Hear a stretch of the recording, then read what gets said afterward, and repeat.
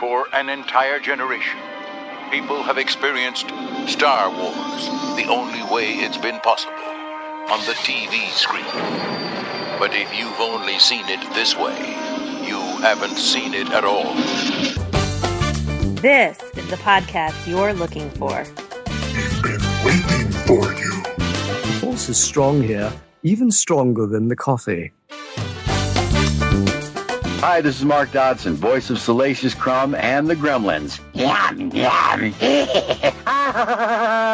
And you're listening to Coffee with Kenobi with Dan Z and Corey Clubb. This is the podcast you're looking for.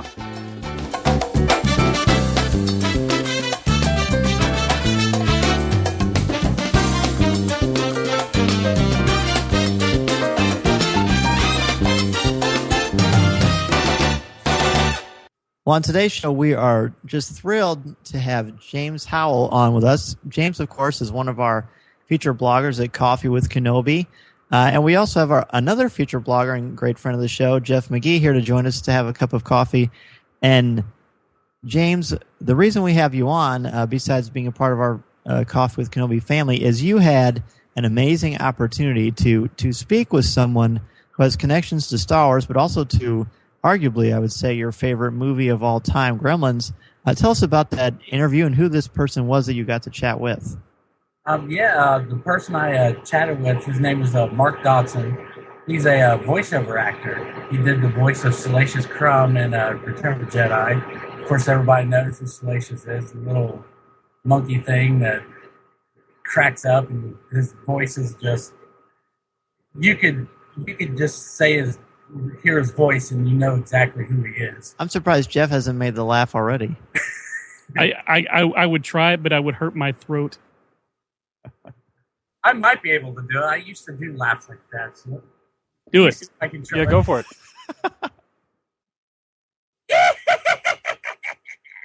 That's great. Good. Yeah, that's really good. That's great. And when Jeff said do it, I thought it was like we were talking to Palpatine as well. Do it. Yes. I get that a lot, actually. So anyway, you had this great opportunity, and how did you get in touch with Mark? How did this all happen?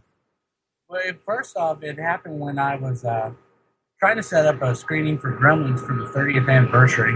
Because like you said, Gremlins is my all-time favorite movie. I've been a fan of it since I was 5 years old, even before I fell in love with Star Wars. So I was trying to get a theater screening of Gremlins, which unfortunately didn't happen. But Mark Dodson kind of found out about it, and he contacted me through Facebook, and he said he was willing to help out in any way he could.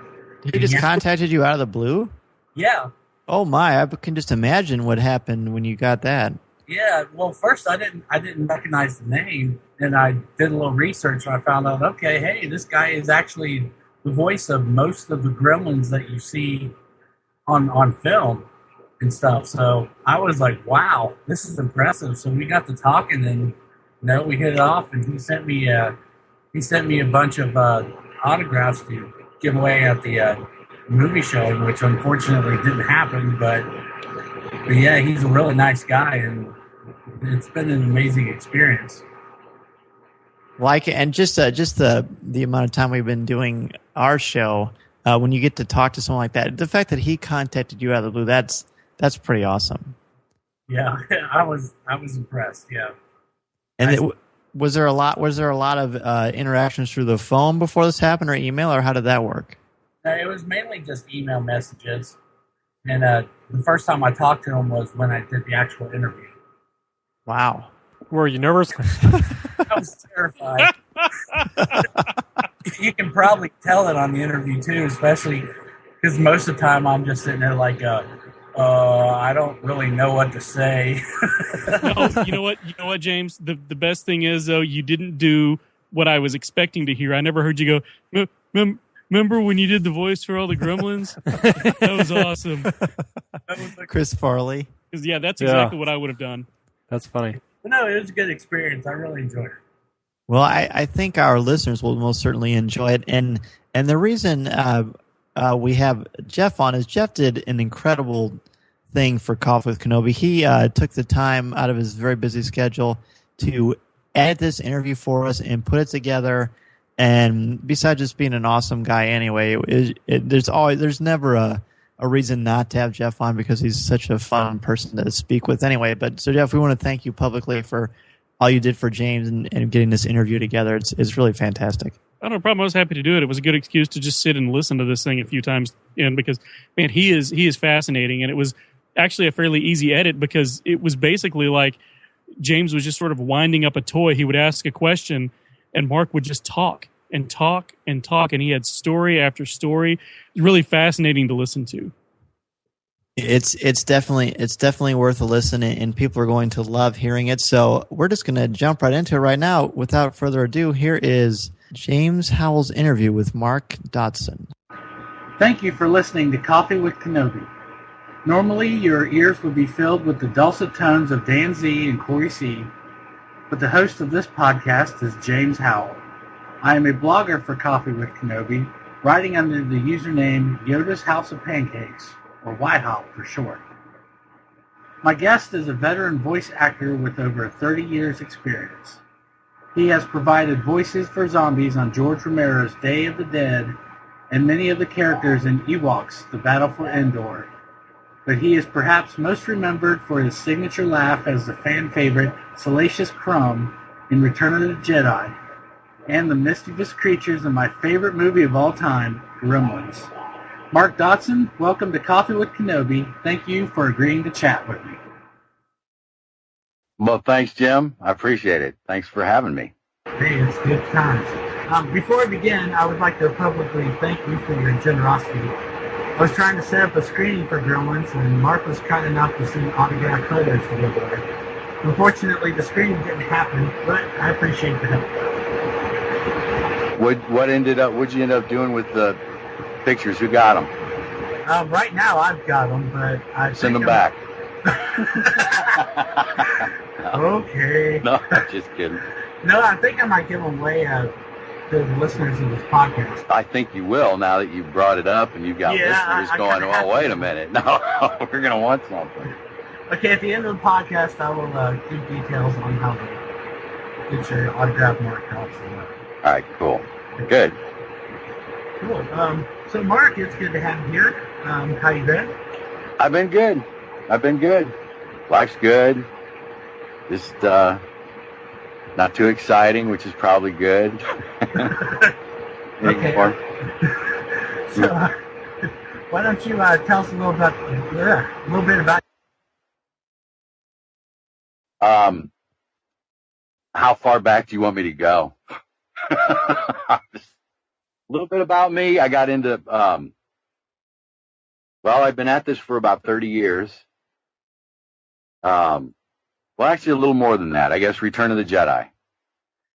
And that would have been, 32 years? And I got into it, as a kid, I think most kids impersonate and do that kind of thing. And I was really into doing impersonations.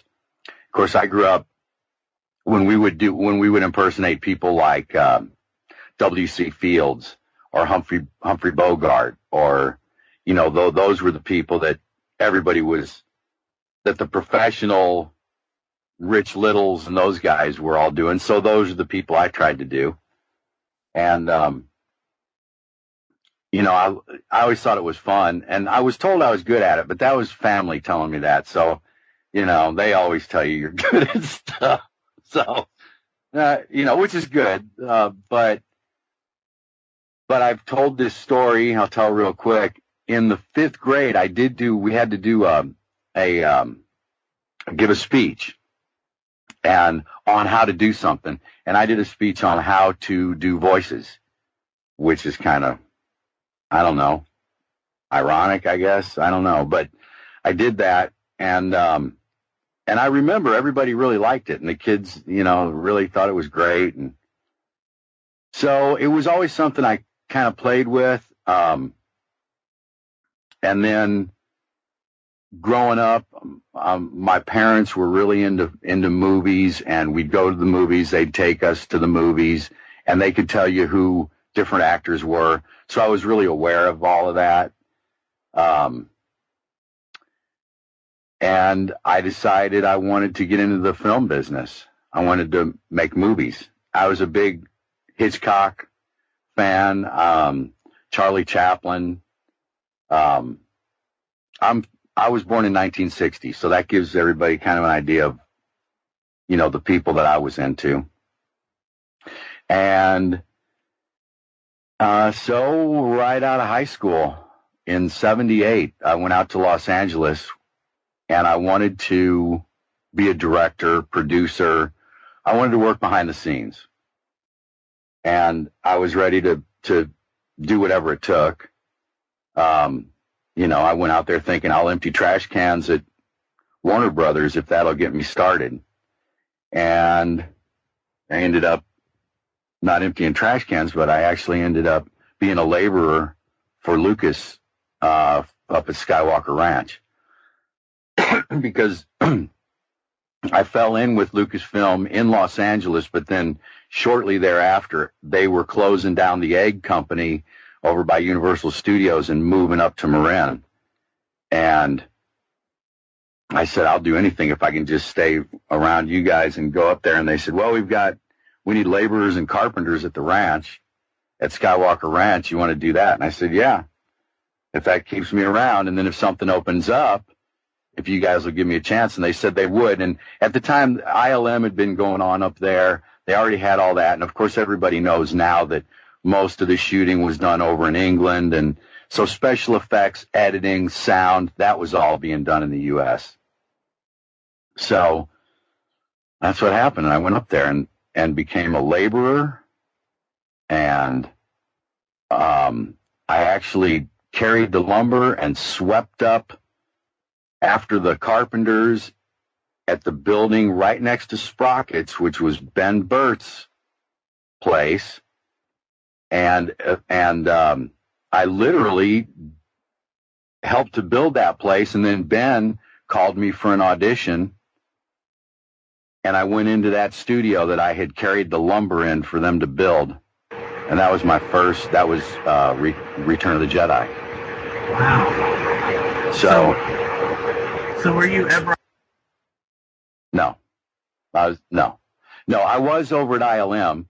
I saw a lot of the special effects and things that they were doing over there.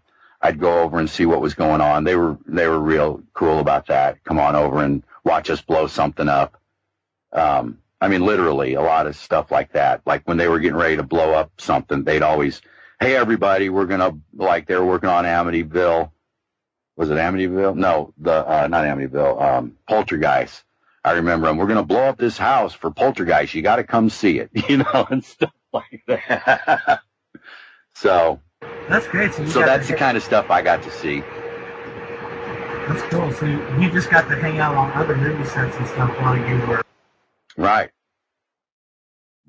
While I was really working there. And then I did get moved out to the ranch when we finished what was the Kerner Company and Sprockets at ILM. And that was just temporary until the ranch was built. So then when I went out there, they made me they made me an apprentice carpenter out there. And then that's when once I was out there, then they started using the studios over there in San Rafael and called me to come over to there. And I was I was like, wow, I walk in and I hadn't seen it completely finished. And I walk in, I'm like, wow, this is the studio I carried all this lumber for and swept up and cleaned up in. And it's beautiful. Wow, this is cool, Ben. Thanks. That's how it was.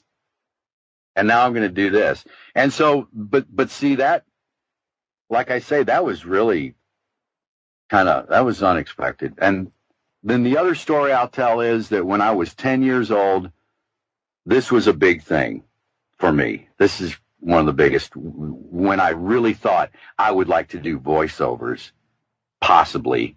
But I was always real shy, and I kind of thought, I don't know if I could do it, because I'd be too shy to do that. But when I went to Disneyland when I was 10 years old and went through this journey through inner space, there was a voice there, and then the voice, Mr. Lincoln, Great Moments, I think it is, with Mr. Lincoln, and then the Haunted Mansion. And I went in and I knew, I was like, that's that voice I've been hearing all over Disneyland, and the ghost host in the Haunted Mansion, and that says, you know, welcome to the Haunted Mansion, you know, foolish mortals and all. And I was like, oh, that guy's voice, man, who is that? So when I came out at the age of 10, I went asking people that worked at Disneyland, you know, the young people working the gates and stuff. And I said, do you know whose voice that is in there? And the guy knew. He said, yeah, that's Paul Frees. From then on, I started really listening for Paul Frees. And this would have been in 1970. So in the early 70s, Paul Frees was all over the place. He was doing a lot of stuff. Boris Badenoff, which I grew up on, Bullwinkle and those things, and all the a lot of the Fractured Fairy Tales characters, and him and Dawes Butler did that stuff. And so I just became a big fan of Paul's, really, and thought, wow, if I could do stuff like that, that would be fun. You know, that would really be neat. But my real thing was I wanted to direct, produce, be behind the scenes. So when the voice thing came up with Ben, I thought, well, okay, I'll do this. And I did that. And it wasn't too long after. So you don't have to ask any questions, do you? Yeah, I'm going to give you. Well, I'm going to finish here in a minute. You're making this super easy. Well, good. I need to shut up then, probably, and let you ask a question. But let me just give you all this, and you'll have the whole how I got to there, and then we can go into stuff. But because I don't want to bore people. But well, so where was I? So now, see, I stopped. Where's my script? I need a script. Okay, so after that, after Return of the Jedi, we went to the screening. Everybody went to the screening in San Francisco. And Ben came up and said, do you know which character you were? And I said, yeah, that little guy that was cackling. And he said, yeah, that's Salacious Crumb. And you should meet the guys that made Salacious. And I met Chris Wayless and Tony McVeigh. And we hung out and talked a little bit. There was a little party after the screening. And we said, let's get together for lunch. We had lunch after that. And I said at lunch, wouldn't it be great if there was a whole planet of Salacious Crumbs? You know, thinking that'd be a lot of work. and they said, yeah, they agreed. Yeah, they're like, yeah, that'd be great. I think it was like 6 months later they called. Chris called me and said, do you remember at lunch when you said it'd be great to have a planet of Salacious Crumbs? And I said, yeah, with bated breath. And he said, well, there is. But the planet is Earth, and they're called Gremlins. And Spielberg is doing this movie, Gremlins, and they were asking if we knew who did Salacious. We told them it's you. And they want to know if you'd be interested in doing the voices for these Gremlins. And I went, well, yeah. Like I didn't really have to, yeah, that's how it was. He said, okay, well, here, call this guy, Mark Mangini. And he gave me his number and said, call him. He's doing the sound. And I did. And they had me come to L.A. And so I went and did that. And I got the parts. And I did that. Well, after that, I thought, well, maybe I wasn't so bad at doing voices when I was younger. Maybe people weren't just saying that I thought I was good. So I put together a demo. I made a cover letter, and I thought, okay, I'm going for the studios I want to work for. Disney, Warner Brothers, Hanna-Barbera, Deke, you know, all these different, and I thought, I'm just going to get the names, and I got the names of the casting directors at those studios. I sent my demo tape, a cassette tape, which we did back then. And about a month later, I started getting responses from those. All of these casting directors saying, wow, you really have some talent here. We're interested. We'll be calling you for an audition as soon as something comes up. And sure enough, that's what happened. They actually did. And, well, the rest is, I hate saying history, but that's how it all happened. And they started calling me. I started booking things, a lot of incidental characters, not lead roles. That's where they start you. And then got an agent and started trying out for commercial work. And we'll get into the whole voiceover thing because I know you want to talk about that. And I'll tell you how I kind of honed it all. But it happened, So when you did the voice of Salacious Crumb, you had no idea what you were doing at that point. I mean, like his character, you had no idea what the voice was for. I knew what it was for. I didn't know the character. I knew it was for Return of the Jedi. I was told that it was Ben. Okay, well, when I went into audition, for Admiral Akbar. Yeah, so, and this script, man, I was nervous. I was so nervous. And when they handed me this script, it's Admiral Akbar describing how they're going to blow up the Death Star, the scene with the hologram of the Death Star. He's like, and we will go into all of such as Admiral Akbar. And well, when I got it, he's big words and everything, and I'm already nervous. And I was like, oh, man, I couldn't do anything with it. I was not prepared, as they say in the business. You need to be prepared. And I wasn't. And so I said, Ben, I'm nervous. I told him.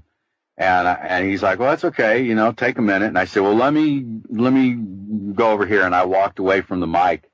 And I started screaming and cackling and loosening up. Like, I'll do it now. I walked away, kind of over to the corner. I started going, and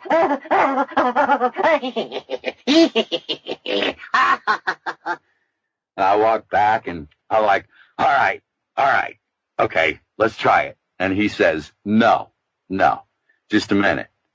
What you just did over there, I have a character that I think that's going to work for.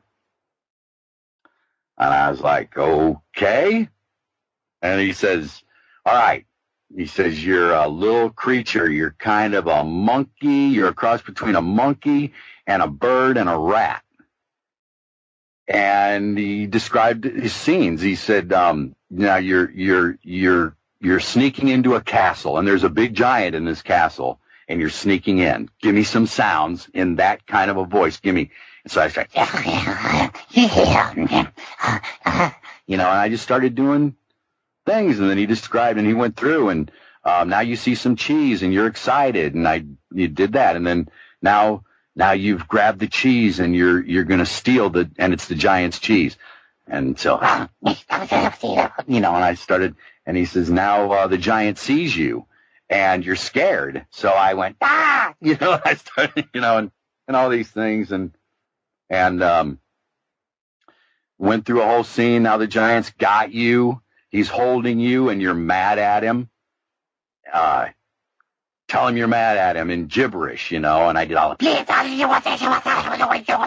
and, and when people ask me, the scene where Salacious is hanging up and R2-D2 has zapped him in the butt after he took C-3PO's eye, and I'm screaming back. Well, actually, that's what I was doing. I was telling a giant to go screw himself because he's trying to take the cheese back is really what I was doing there. And then he had me do what they call wild lines. He's like, now give me some laughs, give me some cackles, give me some more screams, give me just wild, And that was about a half hour of all that. And he said, thanks, I think I'm going to use this. And I didn't know he'd used it till we went and saw the movie, till we went to the screening with everybody. And when that came up, I knew right away. And I was sitting there with my wife, and I just said, that's me. She's like, what? I go, that's me. That's what I did. I know that's me. She's like, oh, cool. All right. And sure enough, it was. That's amazing, because, that character has just become so iconic, I think, in the Star Wars universe. Well, he's just a cool character. I mean, his look was so unique. At the time, he was so unique. I think Tony McVeigh and Chris Wallace, honestly, I just think he was just such a cool-looking character. And then Tim, the way his puppeteering was so great. And I guess the voice wasn't bad. it all came together. But he's just a cool looking little guy. I don't know. I like him too. I think he's one of the coolest little creatures of the Star Wars creatures. He really is, and I think a lot of it has to do with his laugh, because I mean that laugh is just so memorable that it sticks with you. But yeah, well, it helped. I mean, it certainly did something, but it's, you know, in all these kind of things, especially when you do voiceover, well, any part of any film, TV, any of that stuff, there's so many people involved, and that's what makes it happen. It's everything coming together right, you know, no matter what it is. I mean, you know, I don't care the greatest actor. There was a really great director there with him. That's right. It's all a collaborative process. So, okay, moving on to my favorite movie of all time. Yay!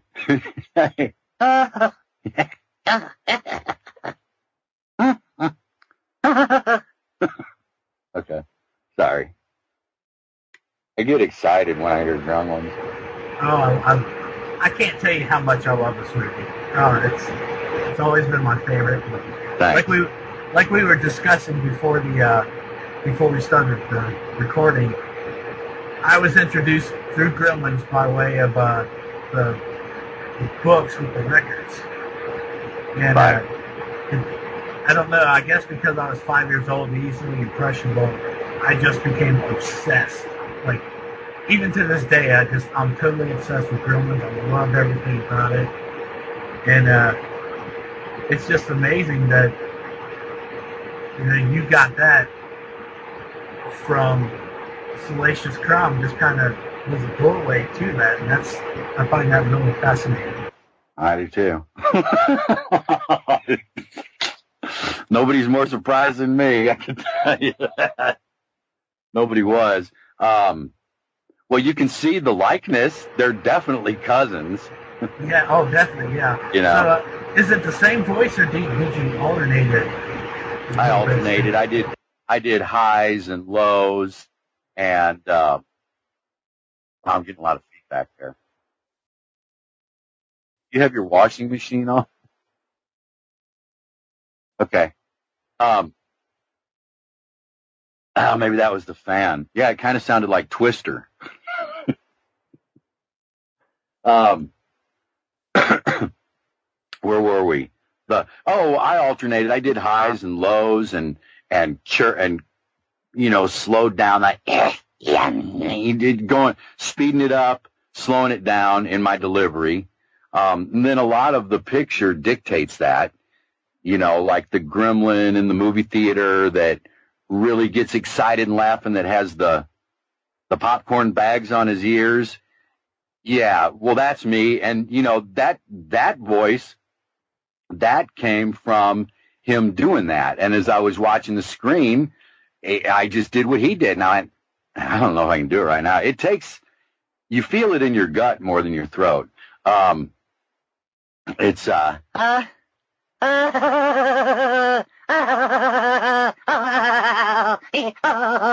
know, is that, because the way his head was going and everything, I just did that. I just,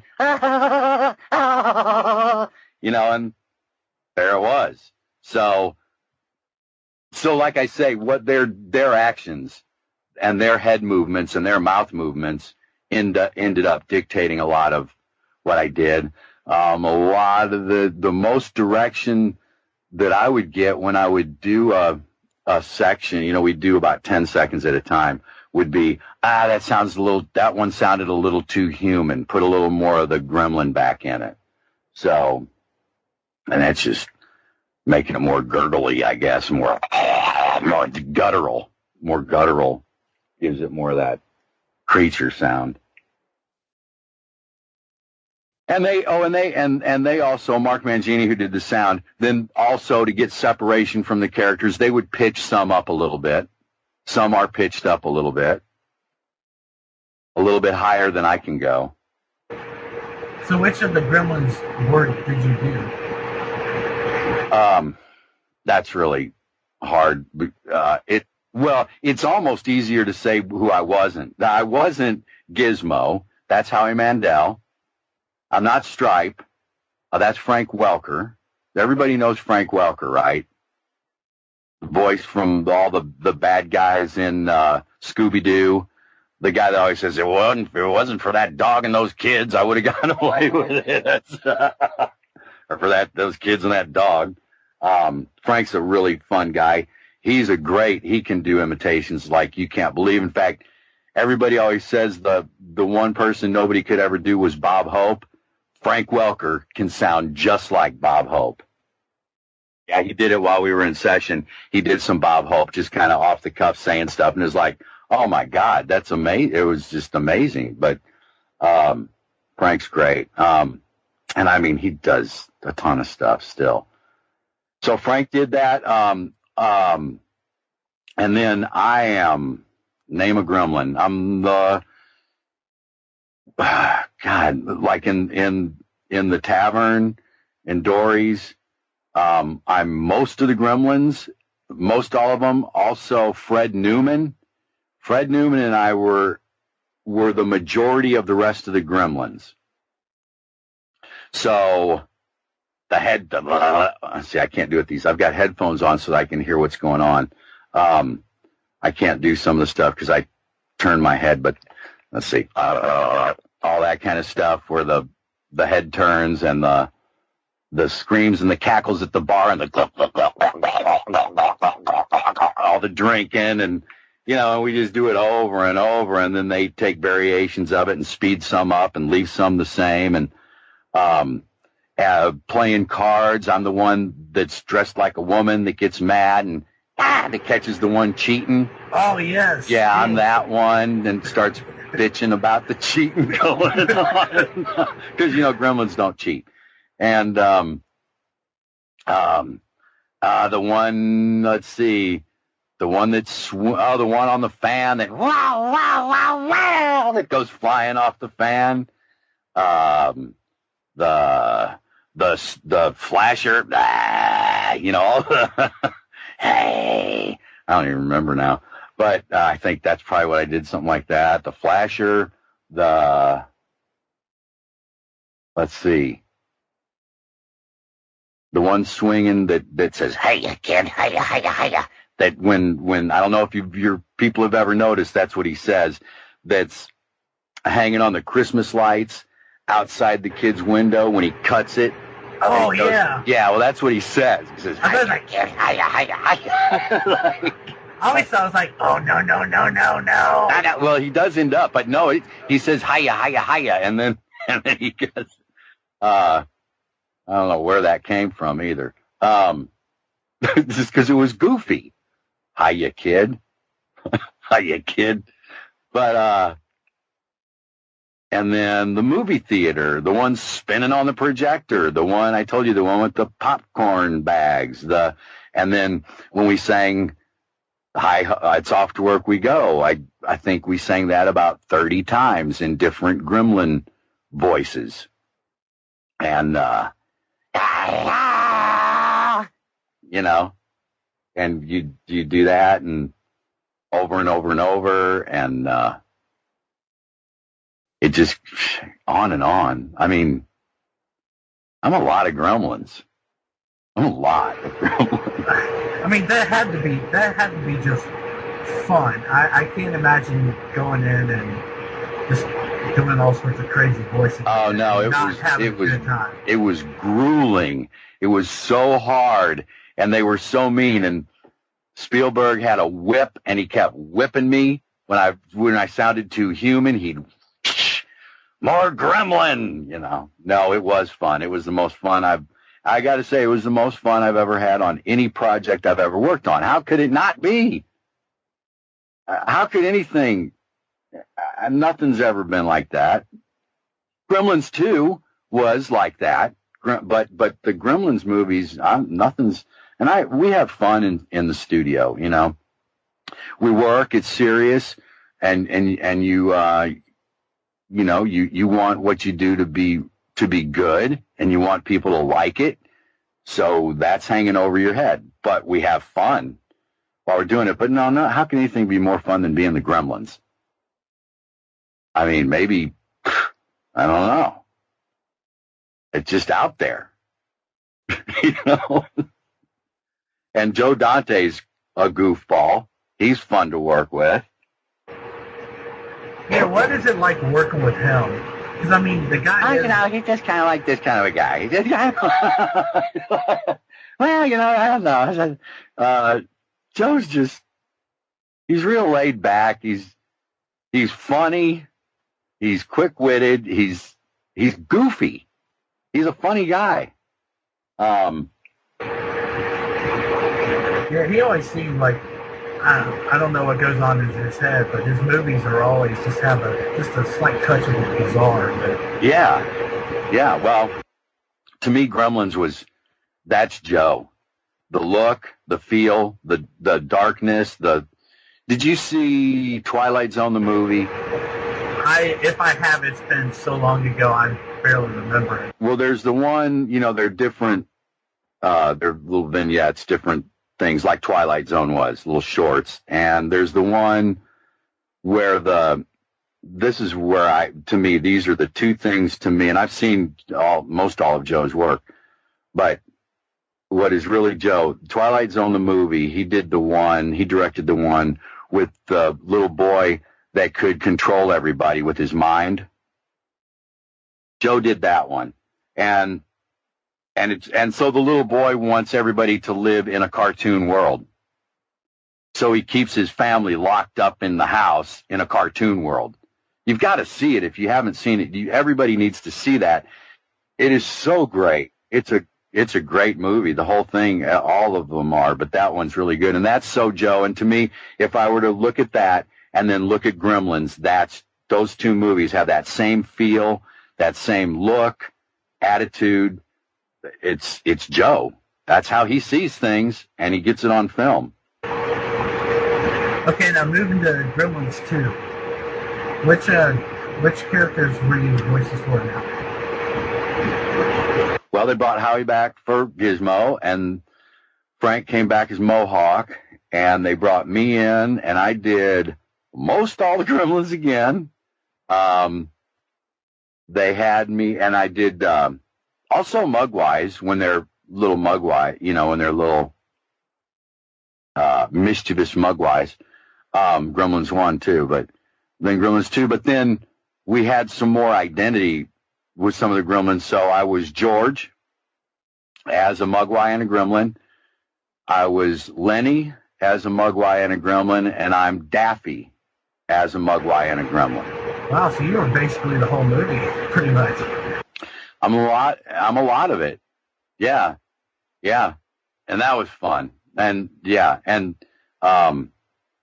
Daffy that was obvious what he should sound like to me. I mean, his name said it all. And before we go in to do the voices to picture, which we do it to picture, a rough cut, we screen the movie first, a rough cut, a black and white, really crappy rough cut. And I mean, it's a rough cut.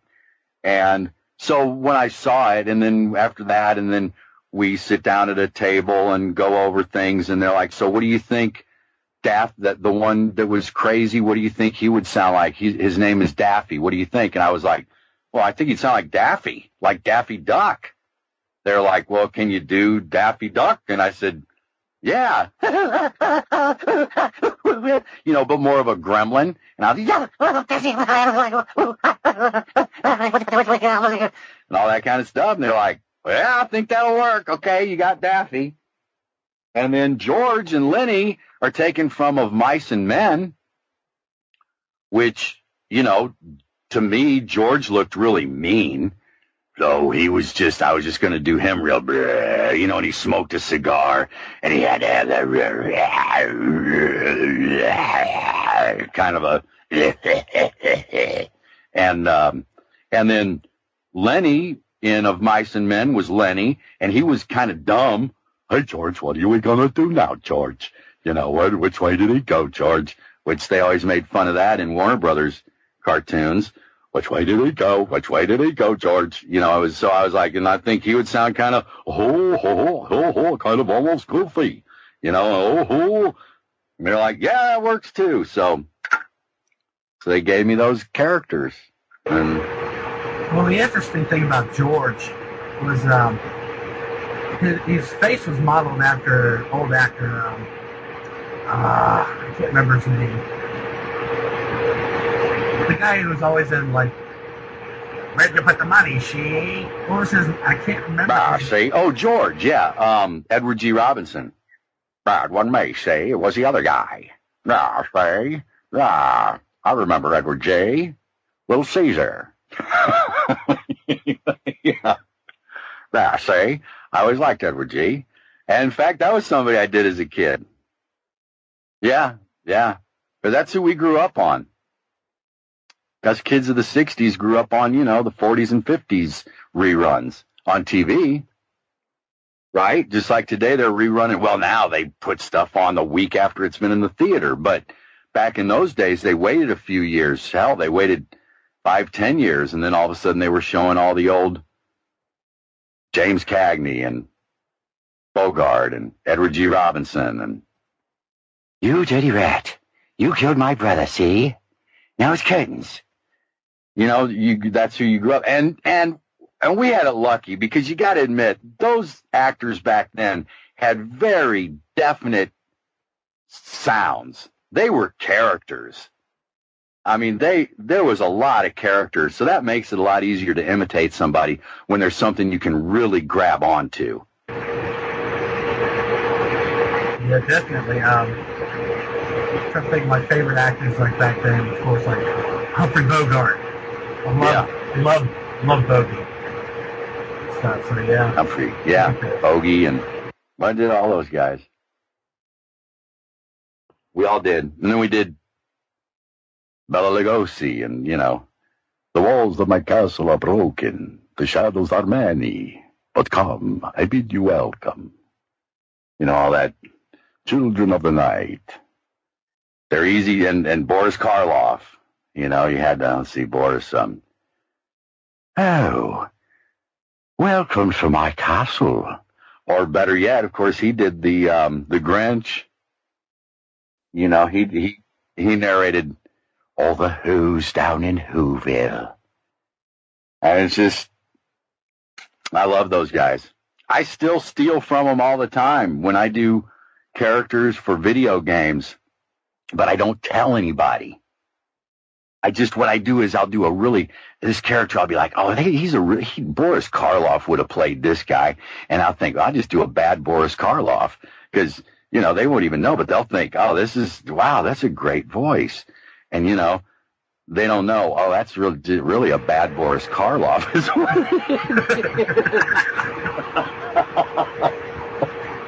No, I just let everybody know. I shouldn't have told that. Can we edit that? So now when you all see me on Star Trek Online and you hear one of those voices, you go, oh, that must be Dodson doing a really crappy Bela Lugosi.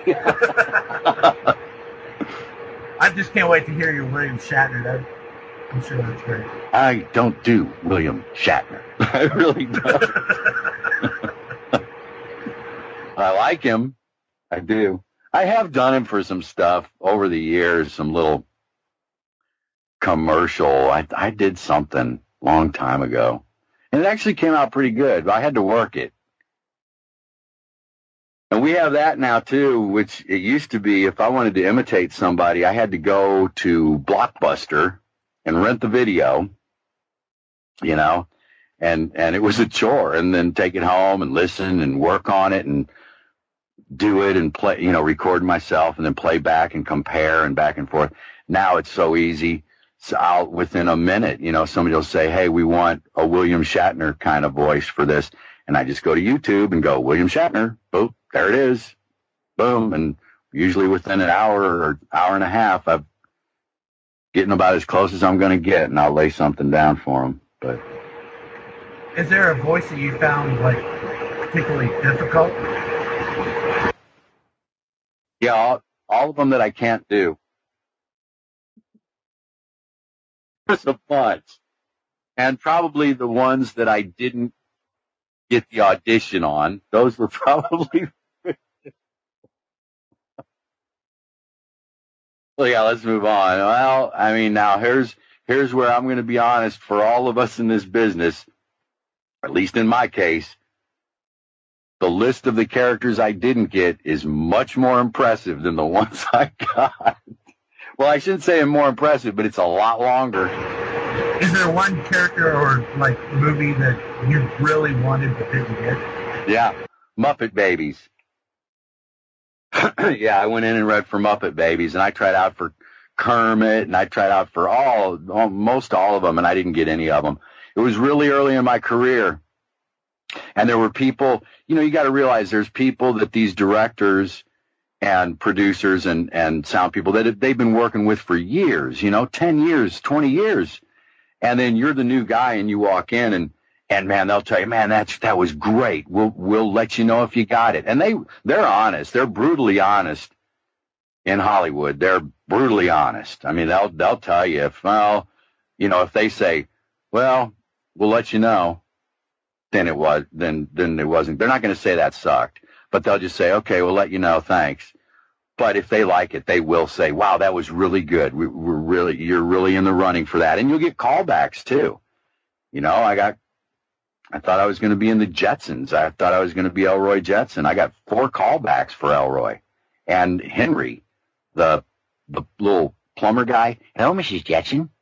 Beautiful day, isn't it? Yeah, I don't know if you remember. I don't think I remember Henry. Hello, Mrs. Jetson. Where's Mr. Jetson? Yeah. And I got called back. And so, you audition and you get callbacks. And if you're getting callbacks, you're doing good. But you asked me the ones that are hard to do. I mean, there's a lot of them that I can't do. I'm not good at, I've gotten to a point where I don't even try out for younger voices. You can hear that. I mean, I used to, but I never booked them. So I thought, well, this just isn't me. And I do a lot of a lot of stuff for outdoor. I'm the voice of Remington rifles and ammunition. If you ever hear a Remington commercial, I do the Panasonic Tough Pad. I do Wild Turkey Whiskey. The guy that I know you guys saw the thing. It was on a lot of the sports channels that give them the bird. Yeah, okay, well, that's me. Or I say, Wild Turkey, real Kentucky bourbon. Nothing else comes close. Give them the bird. That was me. So I'm good. I started saying, well, maybe I'm the alcohol, tobacco, and firearms voice now. I don't know. I'm the ATF guy. But then, sometimes I will do a lighter read, like for Panasonic. During the Olympics, I did some stuff for Panasonic that was pretty much, it was like, I can't remember the copy. It was, this is an amazing world, and it's this kind of a thing, and it's real, at Panasonic, we do this and we do, and it was very smooth and nice and friendly. But the hard stuff for me is trying to sound young, I don't know. I guess what I focus on is what's easy for me, what works. And that's the tougher guys. That's the quirky, silly, crazy announcers. That's the, and now from beautiful downtown Burbank, those kind of announcers. And the storyteller, once upon a time, there was a little girl, and and creatures. And I love doing creatures, and I love doing the dark characters. So I do a lot of dark. I have a lot of fun over Halloween. I do a lot of stuff that people hear for the haunted houses and things like that. Well, so now you're my hero, because Halloween's my favorite holiday. So. I love Halloween, too. Always did, ever since I was a kid. So you do like a lot of goblins for like haunted houses. And Yep, stuff. yep. I've done goblins. I've done mummies, zombies, announcers. That announces, and I use the Paul Frees kind of voice for a lot of things, as close as I can get to him.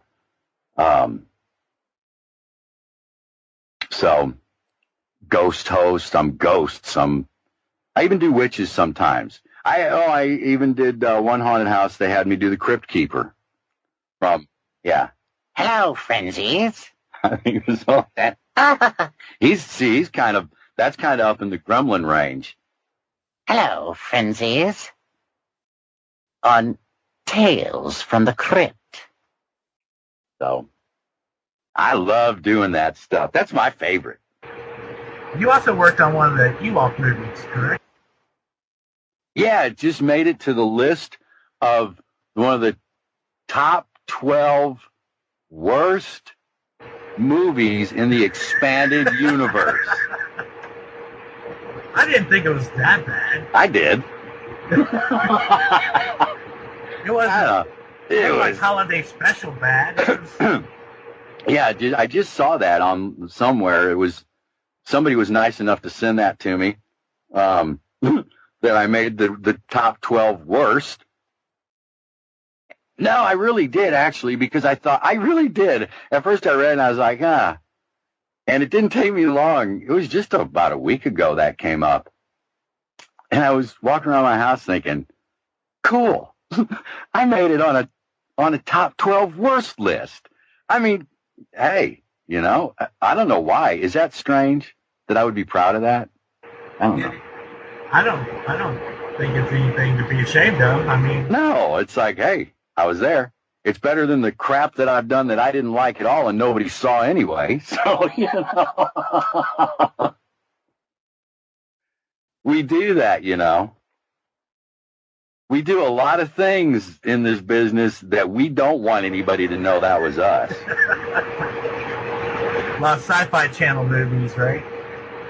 Yeah, and I'm not talking. And I mean, there's a TV pilot that I did that it wasn't very good, and I was the lead character, and I didn't go around telling people I was in that. And it aired, I think it was on ABC or something.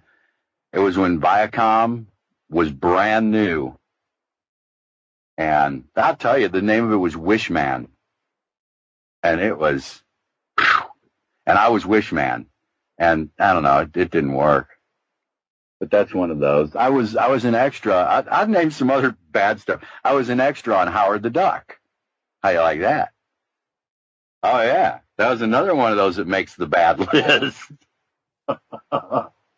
I tried out for Howard the Duck. So what voice did you end up playing? None. I was just an extra. Oh, okay. Yeah, they were like, "Oh, you want to come on out and do? We're shooting. It'll be a fun day." And I was like, "Sure, I'll come out and do that."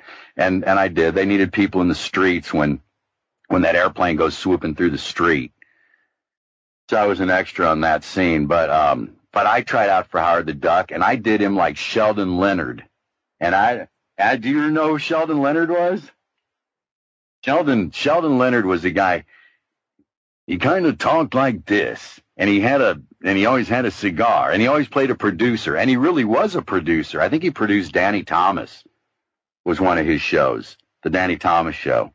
But Sheldon Leonard, and he kind of had this, and in fact, he's the bartender in It's a Wonderful Life, I believe. And I did him like that, and they were like, "No, we just want your regular voice." And this was when I had a young voice. And I told the casting director, which I didn't have a right to say, but I said, well, this little guy's been all over the universe, and he smokes a cigar, and he seems like a pretty tough little duck to me, babe. You know what I'm saying? And I think you ought to kind of talk like this. She was like, no, we just want just a young boy's voice. And I said, well, I can't do that. So I walked. She's like, okay, thanks. So I did try out for Howard the Duck. It's a duck. Thanks for bringing. Yeah, it's a duck. And he kind of should, I just thought he should kind of have that kind of a, I don't know.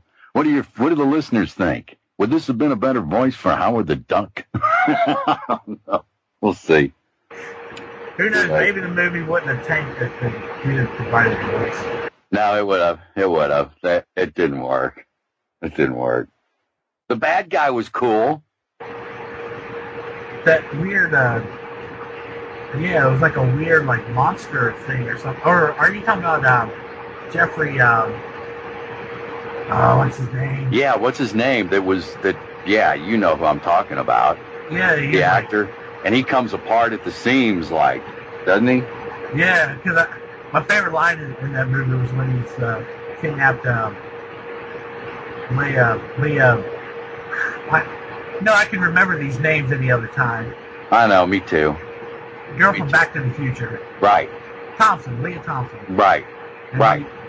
And he's just like, I think he's trying to transfer his essence into her or something, but he looks at it and he goes, I want your body. I don't know, that line just always stuck with me. Yeah. But yeah, he was cool. I think, I don't want to get into Howard the Duck, but it just didn't work. It was too much of a suit. Yeah. Speaking of television shows, I've heard a rumor, and I don't know if you can clarify this or not. I always heard a rumor that there was a pilot made for a Gremlins animated show. Do you know anything about that? Yeah, I know that you're talking about years ago after Gremlins. I don't think there was ever a pilot made. There was talk. There was talk of doing an animated Gremlins for Saturday morning, a series. But I don't think they ever did do a pilot. I was hoping they did because I've been trying to find that for years. And you're probably right. They probably never made it, or else it's in a box somewhere. You would have. Oh, it would have gotten out there by now. Somebody would have. Yeah, it would have been out there. They talked about it, and I would have known if they did. They would have certainly let me know, but it was all talk. They never did do it. Of course, I thought they should. I thought it would have been fun. I would have loved it. I might have been the only one, but I really did like Gremlins. When I went and saw it and everything, I really liked it. I liked the feel. I liked the tone. I love Gremlins. I love the message. You do not understand. You treat Mogwai like all of nature. Yeah, both movies are very anti-consumerist. Yeah. Yeah. Yeah. Completely. These things that we love will kill us in the end. Yeah, if we don't treat nature right, it will come back and bite us. And it will kill us in the end, like you say. So I really did love Gremlins. And honestly, Gremlins 2 I liked. I loved Gremlins. I liked Gremlins 2. I'm the same way. I'm kind of indifferent towards Gremlins 2. I mean, I don't love it, but if it's on, I'll watch it, but I don't have as much love for that one as I do the first one, if I'm being honest. Yeah. No, that's fine. I'm the same way. And there again, it's that feel. That Gremlins had a feel, a tone about it that I don't think it had in the second one. Well, it was something totally different that nobody's ever seen before. I think people were amazed by that and a little shocked, especially people that took their kids to a PG movie. Oh, I know. PG-13. Or was it PG-13? We caused that PG-13 thing. Yeah, you and Temple of Doom. And Temple of Doom, yeah. Yeah, we really freaked. You should feel proud of that. We freaked every... Oh, I am proud of it. Yeah, I guess we really freaked them out with those two. Those two movies really got the censors sat up and went, wait a minute. But... Now, have you been contacted about this Gremlins remake? By everybody but the studios.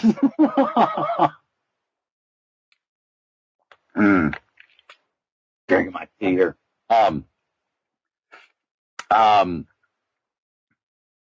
been hearing about it like everybody else. I actually saw Joe and got to hang out with him a couple years ago for a little bit, and we talked about it.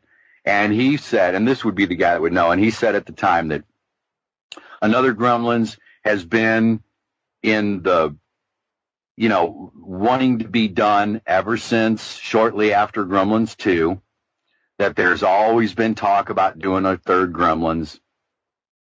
It's always been out there.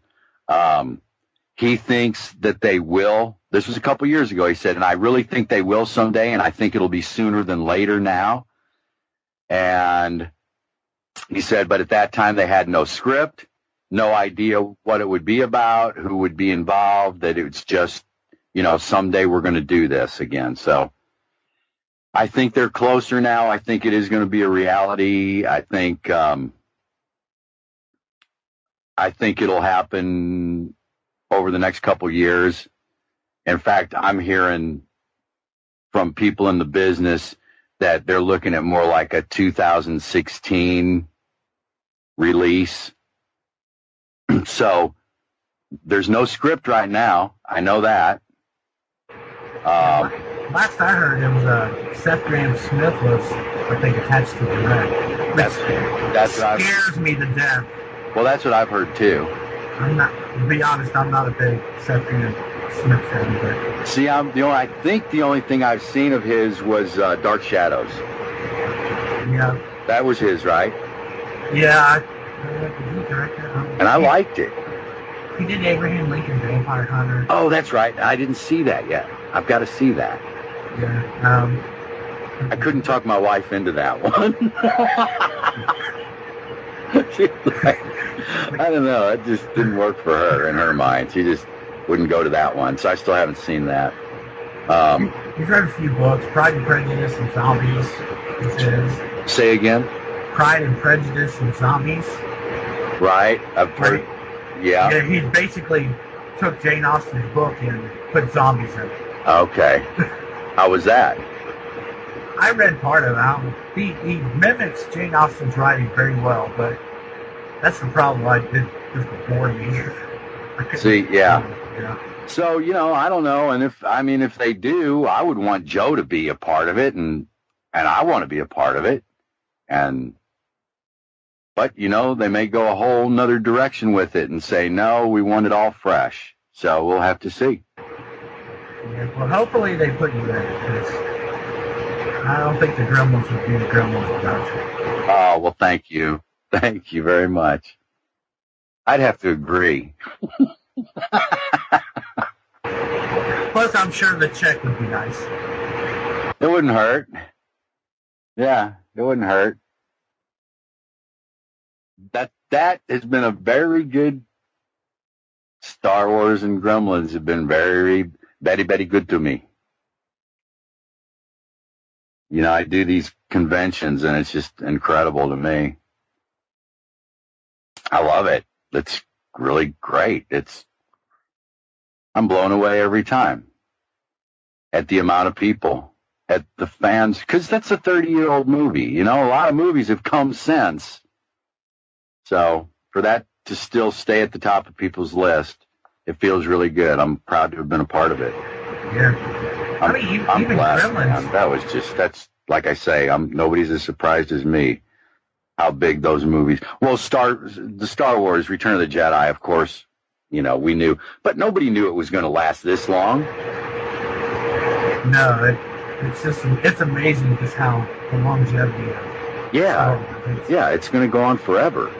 It is. Yeah. Yeah, it's hard to think of very many properties that have had such an endurance. I can't. Star Trek, but even Star Trek, I don't think has the marketability that Star Wars has had. No, it certainly hasn't had. But yeah, Star Trek is up there, but the fans make it. You guys make it. I mean, I can sit here and record stuff all day long, but if people aren't into it and liking it, then I'm just doing it for me. I'm just entertaining myself. And that doesn't really pay the bills, I can tell you that.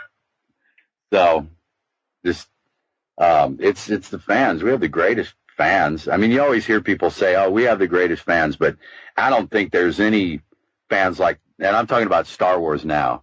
There is nobody that can ever say they have better fans than Star Wars.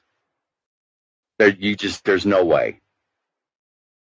And Spielberg's stuff too. People love his stuff.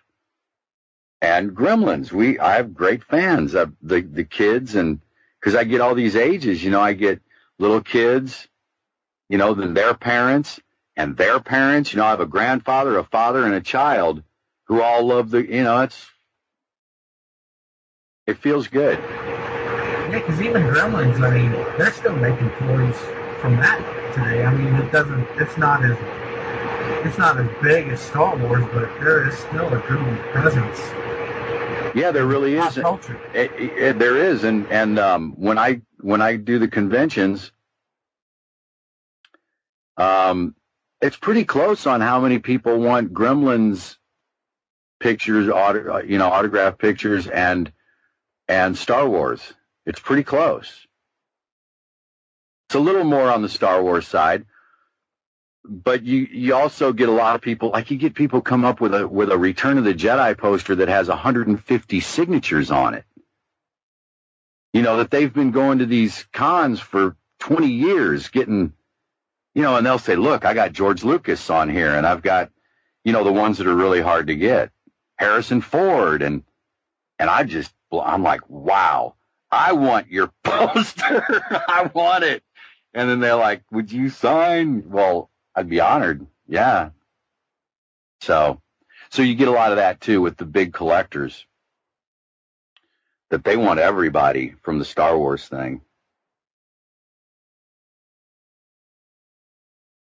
But we're talking about Gremlins, huh? So yeah, no, Gremlins was fun. Way more fun than Jedi. I mean, Jedi was a half hour, and Gremlins was weeks of cackling and screaming and laughing. And every morning when I come in, they're like, is your voice all right? And I say, yeah, my voice is fine, but man, my stomach muscles, I'm hurting. So you have to tighten your stomach muscles to... You have to push. Yeah, you have to push.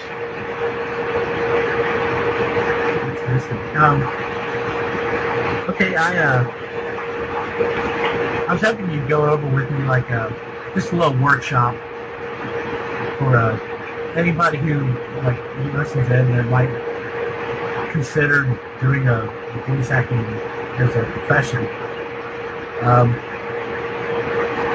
So what kind of tips do you have for anybody? Well, let's see. First, I'm going to light a cigarette. There's a tip. If you want to do bad guys, if you want to be bad guys, then smoke. Smoke. Isn't that terrible? Okay. It's pretty much like this. Start at the beginning. First, remember I told you that when that hit me when I was 10 years old, how much I'd really like to do that, but I thought I was too shy and all that. But I really wanted to. And when the chance came up, and I got to do it and then got the part, well, that was just the beginning, because then after that, I had to have a passion. And if you want to get into this business and do voiceover, you've got to have a passion for it. It's got to be something that you're going to do, and that's all there is to it. You're going to do it, and it's got to be a passion. And so that right there, if it's a thing of, well, I think it'd be fun, or that'd be cool, or if that's the reason, you probably won't make it. And here's why. Because I also mentioned the list of the stuff I don't get. So in order to take all the rejection that you're going to get when you start out, You've got to have enough of a passion to be able to say when your agent or whoever says, well, sorry, you didn't get the part. You have to believe in yourself enough and have enough passion about it to say, obviously, they don't know what's good. I know I should have been the part, and I'm going to keep on going until somebody recognizes it. You got to have that, because otherwise, about the first year of all the no's, you're going to be like, that's enough. You need to have an ear. To get started, I think doing impersonations is a great way to see where you're at. So you need to have a microphone. It doesn't have to be an expensive one. You know, a couple $100 mic will do it. A Shure mics are great. Nowadays, you know, you can have your ability to record in your computer, so you've got all that. So a voiceover person's best friend is their playback button, is what we say, because we go in, and even when I'm not auditioning for something or I'm not working, I'm usually finding something that I can go in my studio and practice with. And I might have a day where I'm like, you know, nothing's going on, and I'm in kind of a Bela Lugosi mood, and I'm going to find something that Bela Lugosi would say. I might write something down, and I'm going to go watch some Bela Lugosi stuff on YouTube, and I'm going to go in my booth, and I'm going to do Bela Lugosi, and I am going to try to nail it so that I can't even tell the difference. And that's where the playback button comes in, because I'll listen to Bela, I go in my booth, I'll do some lines, come back out, listen to what I just did, and really be critical of myself and say, okay, what is it why isn't it him? What's wrong here? What's not? And I'll figure it out. Maybe I'm talking too fast. Maybe I'm talking too slow. Maybe it's too high, too low. And then I'll go back in and do it again and do it several times, and then go back out and hit the playback button and just keep doing that until I go, there it is. And then I got to remember where I was when I finally hit it. Like, what was it that, okay, and feel it. So that's a good way to practice and see if you've got the chops to be able to do that. And not that you need to be able to, you know, you don't have to impersonate. You can do your own stuff, but it's just a good frame of reference to see if you're hitting what you're trying to hit, and to be able to be critical of yourself. So that's really good. And you got to be honest with yourself, and you've got to, or you won't grow. You need to have an ear. I think a voice person needs to have as much of an ear as a voice. So, you know, you need to be able to really hear what you're doing. And then, if you want to do it, nowadays you put together a demo, and that's, you know, it's different than it used to be. Now they want a minute to a minute 15-second demo, and they want categories now. We used to do like a general, maybe 2.5-minute demo, where you'd have a little bit of a commercial and a little bit of a characters and a little bit of a promo, and now they want a minute 15 to a minute 30 at the very most, and that's only if you've got some really good stuff of characters. And then then you'd send that for your character stuff. Well, you don't even send it anymore. You have it on your website, and people can go and check it out. Then you do a commercial demo, and you do promos, whatever part of the voiceover industry you're going to be best at and best for, you know, and focus on what you're really good at. You know, like me, I had to say, you know what, I'm never going to be the superhero. I'm not going to be the good guy, but I'll sure be the bad guy.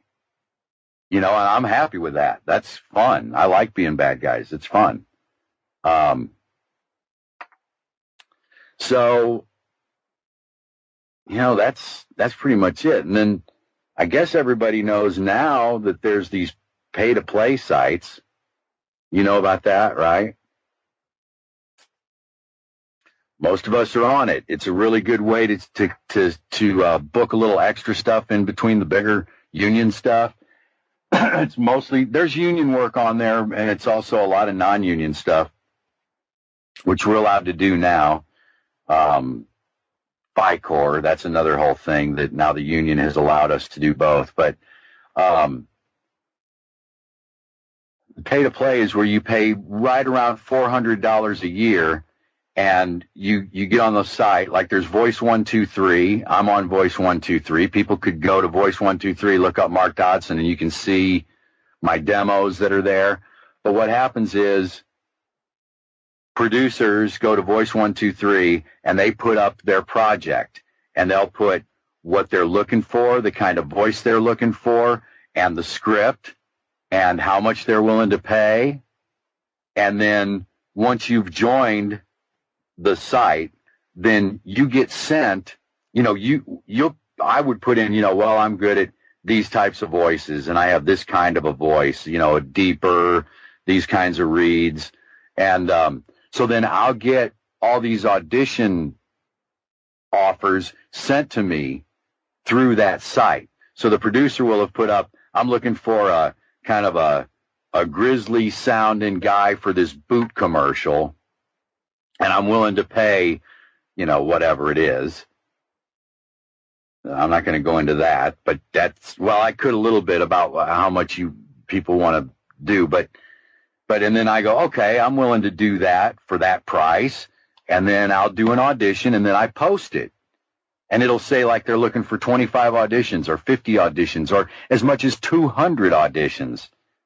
And, if I get it posted, if it's wanting 25 auditions, if I get it posted before there's 26, then I'm in there, and then the producer goes and he can listen to what everybody has submitted. And we do it from our home studios. And then if you get the gig, then they'll contact you, and you'll go in, and they might direct you over Skype, or they might just say, we love what you did. Maybe you could do it a little more this way. Or they might even say, we're just going to use your audition. We're happy with that. And then they pay you, and you got the job. So that's a really good way to get into the voiceover business now. So that's the business. And then, you need to get an agent. And if you're in Chicago, New York, LA, St. Louis, any of the bigger top 20, 25 cities, there's a lot of advertising and a little bit of animation usually going on in your city. And there's always an agent, a local agent. My God, now you just get on the internet and Google it, agents, talent agent for Los Angeles. Oh my God, you'd have 1,000 come up. But, if you're in Boston, or for you, Cincinnati, you just go on there and put talent agents in Cincinnati. And then if you're like, well, there's not that many, well, what's a bigger city near you? And then, yeah. So you want to get an agent, and there again, you need your demo. You got to have your demo. And let me tell everybody, the demo will almost never get you the job. It will get you the audition. And then you better be able to deliver as good as what you've got on your demo or better.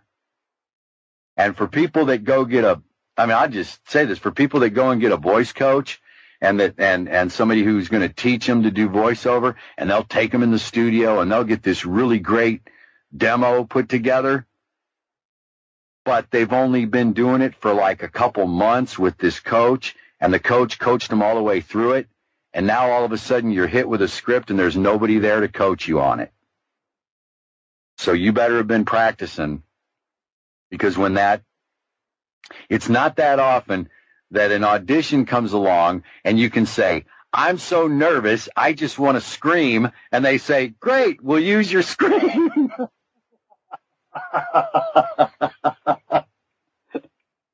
How the hell did that happen? I still am not sure. So that's when after that happened, I did have coaching after that. Lucille Bliss, who was Smurfette. I took classes with her. I was really lucky. My agent in Los Angeles was Andrea Romano, who now anybody that knows animation knows Andrea Romano directs Batman animation, and oh man, she did the Animaniacs, was it? And so I was lucky because when your agent calls you in to do an audition in their office, and then they'll have a booth set up to record you, they will direct you. But if you're going to do this out of your home and do a pay-for-play, you're going to direct yourself. And then here's the last. I'm going to give you a lot here. The other thing is listen to what is working. Listen to the kinds of voices that they're using on certain kinds of commercials. And the best thing to do is the voices that you like. Anytime we like something, we work a lot harder at being like that and doing that. So find the stuff that you like that is working, that is obviously on TV or in a movie, and emulate, impersonate it and figure out what are they doing there. Why are they, it's as simple as ending a sentence down rather than up at the right, or up rather than down. And it's just listen to the stuff that you really like I did with Paul Frees. I was like, I love his stuff. I want to sound like that. And first you kind of imitate it, and then you make it yours. Then you bring yourself into it. So that's, and if you're really into it, you'd be weird like me, and you'll just want to sit down and watch Bela Lugosi and run into a booth and try to sound like him. And if that's your passion, that'll be fun to you. It sounds fun to me. I would love to have your job. Well, then you're screwed up enough to be a voice guy. You have no idea. Okay, before I let you go, we have 5 questions that we ask every guest on Coffee with Kenobi. So if you don't mind, I would like to get your opinion on these. I don't mind. Do I have to answer them real quick? You can answer them however you want to. Okay. Number 1, what is your favorite Star Wars movie? Favorite Star Wars movie? Yes. Well, it's either Empire or Jedi. So probably Return of the Jedi because I love Darth Vader. Return of the Jedi. But Empire Strikes Back was really great. That's a tough one. That's my favorite. Yeah. I love Empire. Number 2, what is your favorite character? My favorite what? What is your favorite Star Wars character? Oh, character. Darth Vader. Darth Vader. Oh, yeah. You do not yet know the power of the dark side. Yeah, I love Darth Vader. Okay. Proceed. Number 3, your favorite line of dialogue or film moment? Oh, man, that is hard because, God, it's going to be whatever is, oh, my God. That's hard because it's going to be different types of films. Like, I would be like, well, from horror, it would be Bela Lugosi. It would be Dracula. It would be Children of the Night. What beautiful music they make. That would be, so from horror. And then I love Westerns. And it'd probably be one of the first part in Sam Peckinpah's The Wild Bunch, which was, if they move, kill them. As he's looking at the audience, I don't know if people realize that. It was kind of like stay in your seat and watch this movie. But Peckinpah's The Wild Bunch. Then I love man, so many things. Star Wars. It's got to be a Darth Vader. Probably the Emperor is far less forgiving than I. I always love that line. I love that line. So it's different. And then Cool Hand Luke. What we have here is a failure to communicate. I love that line. So I can't say there's one. Sorry. Should I keep going? You want to know? From animation, the Three Stooges. My Three Stooges favorite line is Curly. Is everybody dumb? I always thought that was a great line. I don't know. You got to see it. Or, that's not a vernacular. That's a derby. That's another. When the judge says, drop the vernaculars. He looks at the derby in his lap and says, that's not a vernacular. That's a derby. That just kills me every time. Okay. Okay, number 4. If you collect, what is your favorite collectible that you own? Say it again. If I what? If you collect, what is your favorite collectible that you own? That I have? Yes. My Gremlin. Which Gremlin do you have? I have one of the villain Gremlins. He's from Gremlins 2.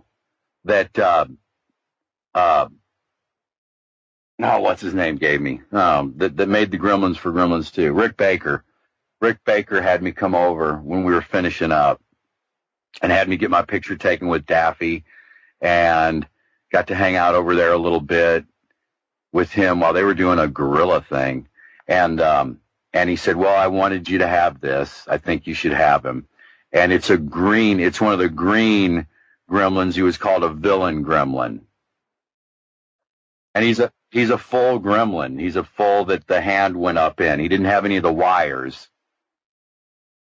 And I have him. He's my favorite thing for sure. Wow, that's great.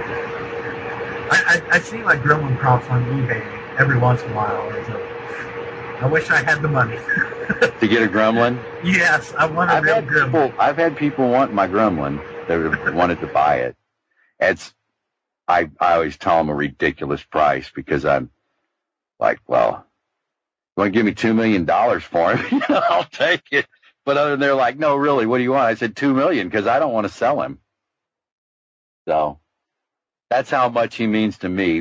Since you bring up you couldn't afford it, I would never sell mine. Nobody's going to. Well, if anybody listening to this interview that wants to give $2 million for a Gremlin, $2 million. Give me a call. I'll be the mediator. I'll take a 10% cut. We'll talk. Okay, the final question. I think Rick Baker would like you to call, too. I think he might be able to get you a few of them at that price. Okay. All right, the final question. What particular messages or themes about the Star Wars saga resonate or speak to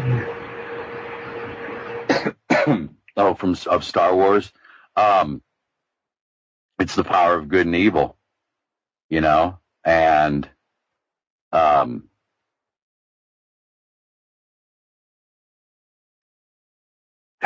how do I explain it? Also the fact that Darth Vader, Anakin Skywalker, I think the whole idea that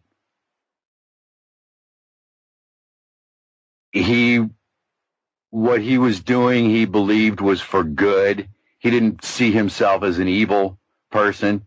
He thought that he was doing something that was righteous and good.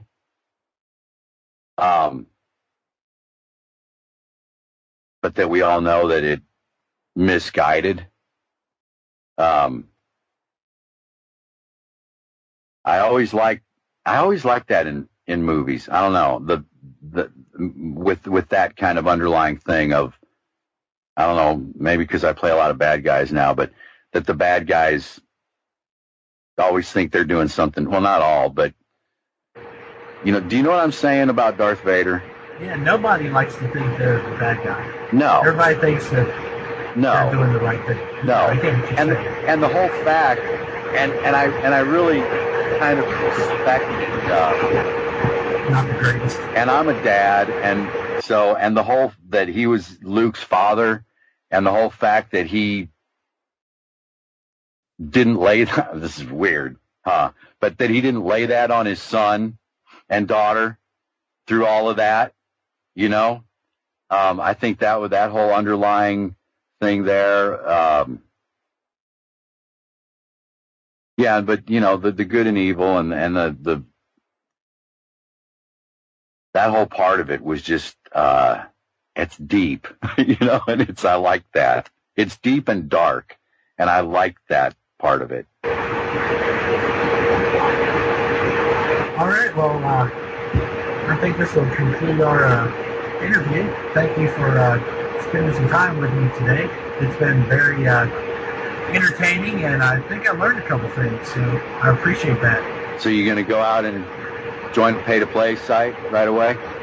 I've been thinking about doing voiceover stuff for a while now, so, I might just try it, see what happens. And I can thank you for that, for giving me the inspiration. Well, I wish you a lot of luck. I really do. Find your voice and go for it. Find what you're best at in this field and focus on that and go for it. Who do you like? Oh, Lord, I don't. Whose work do you like? I don't know. Well, I grew up. I would have to say you, I guess, because I grew up imitating Gremlins all my life. Wow. That's wild. Thanks. I just didn't know who it was at the time. So that was a big part of my life. Gremlins has always been there. So yeah, you. Wow. But you don't as far as I'm thinking of. Are you into any of the guys that do a lot of advertising, voice stuff for the promo guys? Well, here's another thing that you should write down is that's a real good way for you to see how to put your demos together and what kind of stuff to be doing. VoiceOver Universe. VoiceOver Universe has all the greatest voices are a part of that. Everybody can join it. You can, if you have a demo, you can put one up. If you're just wanting to get into it, it's free to join. It's free. And you can go there and listen to all the big name guys that are doing the promos for CBS and NBC and ABC and Fox. And you can actually go and check out what they're doing. You can go listen to their demos. And that can really help somebody getting in this business to see, hey, here's the guys that are making a living at it, and here's what they're doing. So, yeah, VoiceOver Universe, you'll really enjoy it if you're into that stuff. And so, if it's your passion, go for it. Well, thanks for coming on board. We appreciate having you tonight.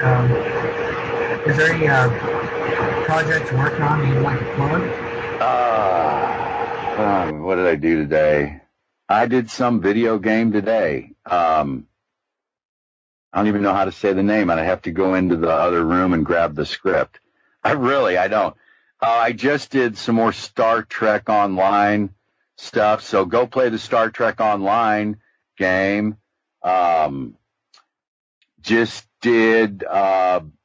I'm in the middle of 13 episodes of Bow Madness for Outdoor Channel. I'm doing that. What else? I just did this is something that people don't know. Oh, I don't know if I'm supposed to. Well, they didn't tell me not to say anything. Well, I didn't sign anything, and they didn't say don't talk about it, but Tabasco is coming out with a Chipotle Tabasco sauce. So I just did a thing for that. course, I just did a Remington, a really, really pretty Remington spot. And what else? I'm doing some conventions this year. I've got those if people are in the towns I'm in. If people listening want to find me, it's just Mark Dodson, and you can go to my Facebook, and then you can see if I'm going to be in your town and come by and say hi. And I know if you're a Star Wars fan, you'll be there anyway. I didn't have to tell you that. That's about it. I'm waiting for the call for Gremlins 3. I'm waiting. And I'm just like any working voiceover guy. I probably do 5 auditions a week, and I'm happy if I book 2 of them. And I used to do, when I first started, I would do 20 auditions, 25 auditions in a month, and I might book 1 every other month. So it gets better as you keep doing it. You do get better at it. So that's what else is coming up. Oh, I've got Nancy Drew. I do a lot of the bad guys, and I've actually been a cop on the Nancy Drew video games. So if anybody is listening that's into the Nancy Drew video games, I'm doing that. I don't know. That's about it right now. Call me next week, and I'll have something new. Oh, I should mention that if anybody's interested in a Mark Dodson autograph, the first 10 people that email me at jamesh@coffeewithkenobi.com, I will send it to you free of charge, since I've got them in my house now. Wow, that's great. Everybody, email. No, I'm glad you're doing that. That's good. And hope everybody enjoys it. And, this Christmas, be sure to watch Gremlins. That's my big, I love that that's a Christmas movie too. Other than that, thanks. I really appreciate it. And I thank everybody for listening. And thanks for coming on. We appreciate it. All right. Chewie, get us out of here!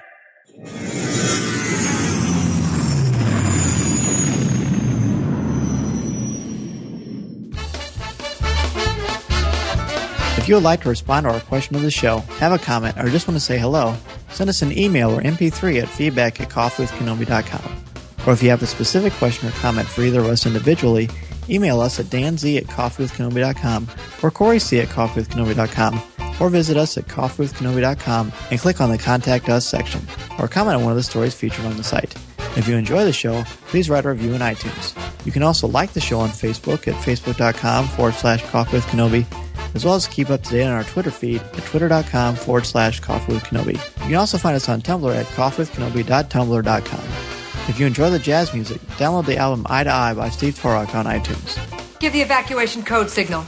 This podcast is not endorsed by the Walt Disney Company or Lucasfilm Limited. It is intended for entertainment and informational purposes only. The official Star Wars website can be found at www.starwars.com. Star Wars, all names, sounds, and any other Star Wars-related items are registered trademarks and or copyrights of Disney and their respective trademark and copyright holders. All original content of this podcast is the intellectual property of Coffee with Kenobi unless otherwise indicated. This is the podcast you're looking for.